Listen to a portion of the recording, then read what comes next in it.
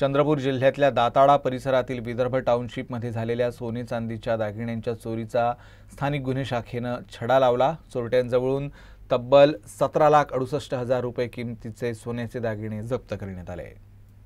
20 November रोजी वीणा वीरेंद्र कुभरे या आपल्या मुलीसह नातेवाईकांकडे पांढरकवडा इथं गेल्या होत्या। घरासमोरील गेटच्या आत उभ्या असलेल्या स्विफ्ट कारमध्ये सोन्या चांदीचे दागिने ठेवून त्या बाहेरगावी रवाना झाल्या। परत आल्यानंतर गाडीतील दागिन्यांची पाहणी केली असता दागिने चोरी झाल्याचं त्यांच्या लक्षात आलं। त्यांनी तात्काळ पोलीस ठाण्यात तक्रार नोंदवली। तक्रार मिळताच स्थानिक गुन्हे शाखेच्या पथकानं तपासाची चक्रे वेगानं फिरवली।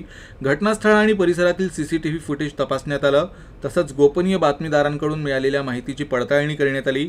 तांत्रिक तपास पद्धतींचा वापर करून आरोपीचा शोध घेण्यात आला। तपासात समीर सातपुते हा संशयित म्हणून समोर आला। त्याला अटक करून सखोल चौकशी करण्यात आली। त्यानं चोरीची कबुली दिल्यानंतर त्याच्याजवळून 17,68,000 रुपये किमतीचे दागिने जप्त करण्यात आले।